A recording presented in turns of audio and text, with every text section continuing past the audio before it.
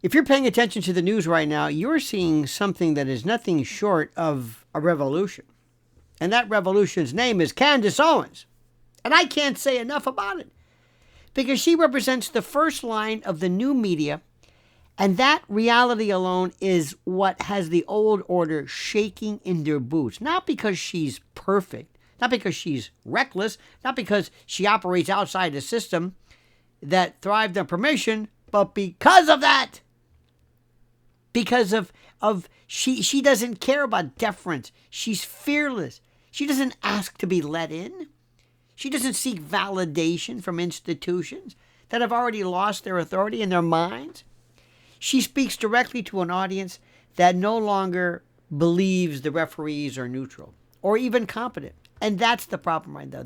That's the real disruption. That is the threat.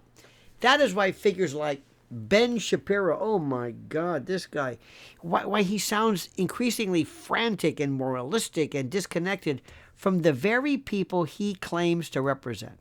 You hear this all the time. The old media model was tidy and authoritarian in its very own polite way. Left versus right and approved conservatives versus approved liberals and kind of a controlled debate inside a fenced yard, so to speak. A small number of networks, a small number of publications, a newspaper here, a newspaper there, a small number of personalities that were approved, who didn't push too hard, who were allowed to argue so long as they never really questioned who built the stage, if they never went out of their lane, if they never questioned who set the rules or who decided when the conversation ended. You could argue policy, you could argue tone, you could argue tactics, but you could never question the legitimacy of the narrative managers themselves. Never. And that was the one unforgivable sin. That world is not merely fading, it's finished. And Candace Owens led the charge. She went against everyone. You name it, she destroyed it. And for that fact alone, she might not even be right, but the fact is, whoever shows this intrepidity, this temerity today, no one. She stands as one of the clearest signals that it is never going to come back and things are never going to be the same. What replaces it is not polite, it's not orderly, it's not safe, it's not donor safe. It's volatile by design. It's uncomfortable because it refuses to resolve contradictions for the sake of this unity theater. And it doesn't map cleanly onto left or right because it is not interested in maintaining those boundaries for branding purposes. It is not sanitized for sponsors or movement strategists. It is willing to ask questions that make powerful people angry and allies nervous. And that is why the figures who thrive in this environment don't resemble one another. Tucker Carlson? Tucker doesn't sound like Alex Jones. Alex Jones doesn't sound like Megyn Kelly, or Megyn Kelly doesn't sound like Steve Bannon or anybody else for that matter. And Candace Owens doesn't sound like any of these people at all, period. And yet they all occupy the same, I'll use that word, ecosystem, because that ecosystem is built on audience trust rather than institutional approval. Their strength is really authenticity rather than choreography or performative nonsense. Ben Shapiro is a joke, a bad joke, a creature of the previous era. Even if he modernized its, or thought he did, the aesthetics, he's sharp, very smart, disciplined, no doubt about that. He's effective in this fast-talking, clipped, kind of a Destiny style Tim Pool. When you don't know what to say, just speak fast, speak quickly, use celerity, not logic.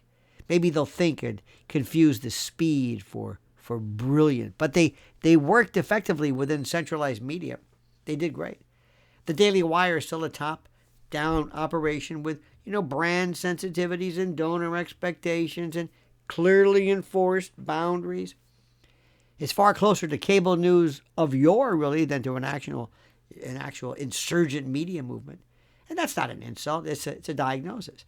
And the problem arises when someone built for management attempts to place a kind of a police force in monitoring the landscape that no longer recognizes managers as legitimate authorities. Look, when the ground shifts and you insist on enforcing rules that no one agreed to, you don't project strength at all. And people know this. We see right through it. You reveal irrelevance, and that is their problem. And calling dissent cowardice and gutlessness is the most obvious tell. It is the language of moral panic masquerading as principle. And it assumes, my friend, that there is only one acceptable conclusion, and that any deviation must be the product of fear or weakness or bad faith. And that logic only works inside a hierarchy where exile still matters. That's it. And it collapses completely when the audience no longer fears being cast out. You know, Megyn Kelly, say what you want, she understands this instinctively. I mean, she's lived through, this institutional enforcement. She knows what this is about. She's seen how fast yesterday's heroes can become liabilities, how fast they're discarded.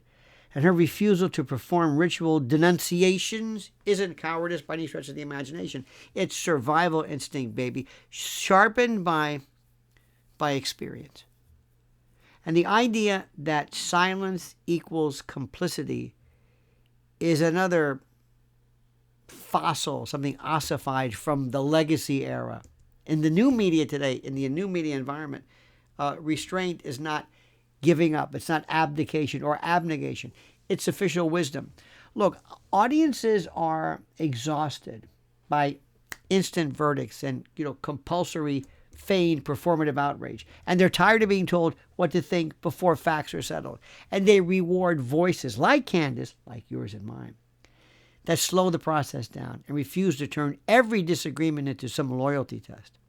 And the more the old guard demands immediate alignment, the more obvious their insecurity becomes. That's an absolute fact. Listen, let me make this very clear. Candace Owens breaks the system and shatters it because she doesn't care if the conversation is inconvenient. She doesn't care. She doesn't care if it disrupts coalitions.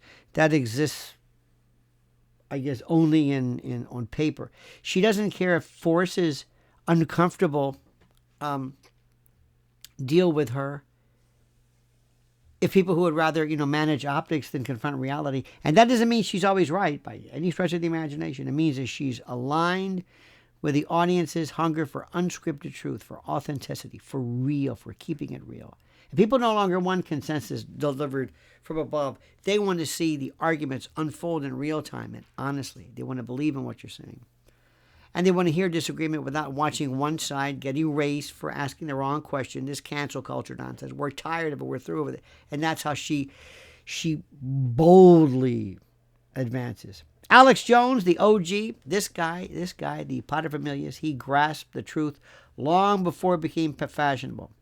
Which is why, by the way, he was treated as radioactive. And if you strip away sometimes the theatrics, the Elmer Gantry look, and the core insight of him, it remains brutally simple, brutally honest, brutally laser-like. Institutions lie, he will tell you. Power protects itself. Narratives are curated to preserve authority. And questioning those narratives is not madness. It's civic responsibility. It's your duty. And the new media figures who endure are the ones who internalize that lesson and who translated it into their own voice rather than trying to suppress it for some kind of respectability or some type of points that somebody's keeping track of, I guess. And what truly terrifies the old guard is this. Not any individual claim or theory, that's not what gets them. It's the collapse of enforcement. When Barry Weiss or Ben Shapiro, when they declare that something is out of bounds, it no longer shuts the conversation down. In fact, it increases the instinct for you to pay attention to it. Sometimes it accelerates it. Sometimes it exposes contradictions in their own historical and hysterical positions.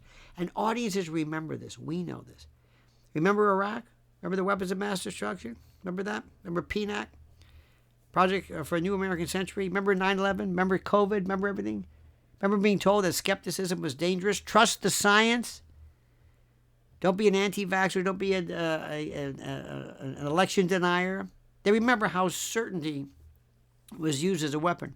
And when those same forces now insist that certain questions are forbidden, then the audience hears fear and not wisdom. And that's precisely right. The new media is not bound by ideology. It's bound by posture, suspicion towards centralized power, openness to uncomfortable facts. That's what we're about. Loyalty to truth over tribe.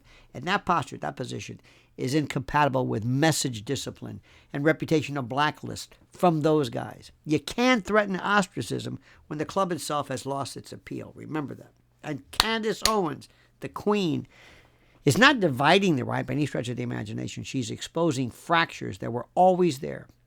And those fractures were concealed by shared enemies and carefully managed narratives. And now they're visible. And some want a movement that behaves almost like a junior partner to institutions. Others want a movement that remains adversarial to concentrated power, regardless of party. That's the real divide. And it has nothing to do with personal loyalty or manufactured outrage or the usual blah, blah, blah stuff from the old guard. The irony, my dear friend, is that the so-called extremists are often the most tolerant of disagreement. Think about that. Tucker Carlson engages opposing views. Look at Nick Fuentes. You're supposed to not talk to... Why not talk to Nick Fuentes? Why? Don't you think he's interesting? I do. Doesn't mean I agree with him. If you don't like him, turn him off. Steve Bannon platforms heterodox thinkers. Megyn Kelly refuses to demand ideological submission. Purity test. Litmus test. Even Alex Jones, AJ, emphasizes inquiry when he's not performing. And the demand for uniformity, by the way, comes almost entirely from those who claim to be defending principle while enforcing obedience. Look, the clearest example, the clearest evidence that the legacy movement has lost all conception of bearing is the surreal impulse to turn celebrity spectacle as damage control. Floating the idea of Erica Kirk interviewing Nicki Minaj at a TPUSA event is not strategy. It's nuts. It's panic. It's pathetic. It's desperation. When credibility collapses and the response is celebrity, shine, it means the architects of this crap no longer understand the audience. This is a form of institutional desperation, disguised as outreach. And it allows and exposes, I should say, how outdated Ben Shapiro, TPUSA, and the MAGA managerial class really are. See, they still believe influence is booked through stages and donors and, safe, curated guests. But the new media, we understand that trust is built through confrontation, through transparency, and refusing to launder narratives through these safe intermediaries. You getting this? You following what I'm saying? See, this is what happens when dinosaurs attempt to cosplay insurgency. They overproduce. They moralize. They police tone. They accuse dissenters of cowardice, while all the while hemorrhaging credibility. And the audience doesn't revolt. It simply leaves. It goes away. Candace Owens is not the problem. She's the signal, the harbinger. She's Pythonic and Vatican, and she augurs the future. The problem is an old guard that mistakes control for leadership and noise for relevance. And every move they make confirms that the new media have already won, while they argue about seating charts and press credentials and all this other kind of jazz. We are witnessing, my friends, a structural realignment, a renaissance, not a personality clash, where the old media, they still believe it can referee the movement. The new media knows the referee is gone. And the audience decides now, and the audience has no interest in being managed, in being lectured or threatened. And that's the truth. This is not, my friends, the death of conservatism by any stretch of the imagination. It is the death of conservatism as a closed system. All right? What it replaces will be louder, rougher, more volatile, more rude. It'll make mistakes. It'll be boorish and loud and garish. It'll overshoot sometimes. It'll always tell the truth in ways the old system never could or could imagine. It will be driven by people who think in public, who speak before they are polished, and refuse to trade honesty for access. Candace Owens stands at the front of that wave, whether the gatekeepers like it or not. It's that simple. And I want you to think about something which is also very, very important, very, very critical. The old media now face a choice, and it is not complicated. It can adapt or it can calcify and ossify and harden. It can engage arguments and people and new media, honestly, or it can keep pretending that enforcement still works. Doesn't work like that. It can recognize that authority now flows upward from the audience, upward from the people, or it can continue this lunacy of issuing decrees that no one obeys. History is not kind to institutions that mistake longevity for legitimacy. And the audience, we have already moved on. We no longer want for permission to think. We're not going to ask for it. We no longer confuse credentials with credibility. We, the new media, did not ask to replace the old media. It simply outgrew it. And Candace Owens did not seize power. Power shifted to where the attention went. And that is the reality. That is the absolute reality that no amount of scolding can reverse. And the gatekeepers, those guys, can harden and shout, or they can listen and evolve. Either way, the outcome is set. We're new. We're in charge. And the era of controlled narratives is over. And the era of unscripted truth and authenticity has begun. And that's what we are, my friends. And I thank you for this. I thank you for this. So do me a favor, please like this video. Subscribe to the channel so you'll be notified of live streams and new videos. And also make sure that you subscribe. And I also have some questions for you in the back, in the comments section. Please go and write. I read them, and thank you for your great comments. Let's always be civil, but let's flesh this out. Thank you, my dear friends. Thank you for listening to Lionel Legal. And now comment as you see fit.